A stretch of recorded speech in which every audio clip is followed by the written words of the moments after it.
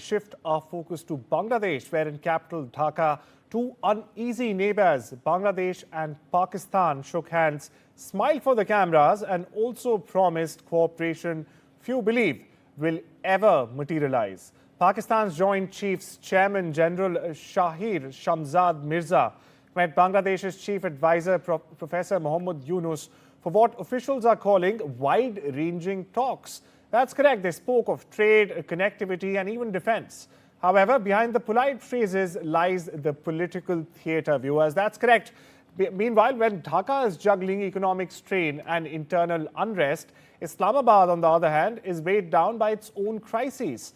A new shipping link between Karachi and Chittagong was announced, along with plans for Dhaka-Karachi flight routes. Now, these are moves that analysts believe are symbolic rather than strategic. Meanwhile, for India, the region's anchor of stability, these developments are being watched very closely, just like they should.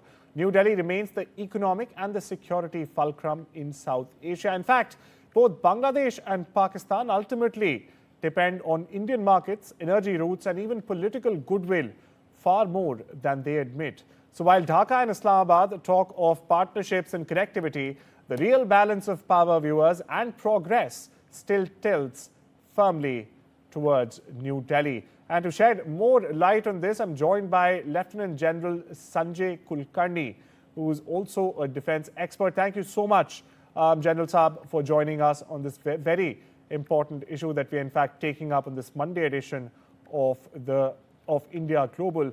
Now, my first and foremost question to you, General Kulkarni, should India be concerned about this Pakistan-Bangladesh bonhomie, or is it actually an opportunity for New Delhi to assert quiet influence in the region far beyond it has been asserting? And how crucial is India's geography and infrastructure to counter any threat that may arise?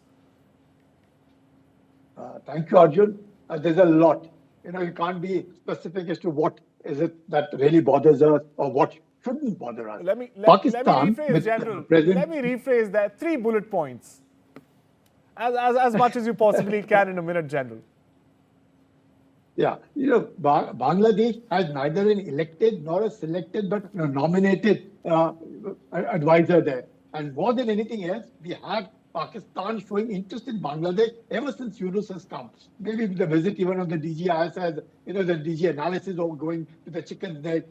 This is all a facade, what Pakistan is attempting to do. They say the enemy's enemy will be my friend. That's what Pakistan is looking at, with wanting Bangladesh to see how together they can, and you heard Asim Munir say, the Eastern Pincer. Now, all these Eastern Pincer that they're talking about, they probably, Pakistan also seems to feel that India has got closer to Afghanistan. Again, there, they may be thinking, enemy is our prey. That kind of a situation arising everywhere seems to be giving jitters to Pakistan. And at the same time, the United States seem to be supporting Pakistan at this point of time, which seems to embolden them, thinking this is the time that they can get closer to Bangladesh and see how much pressure they can put on India. Because USA also attempts to do that. China also wants to do that, and all of it. And Pakistan, rather Bangladesh, has become the hub of it. You see the death of the CIA agent there. You see the death of an ISI over there. You see a death of the BrahMos scientist in India. All these aren't supposedly,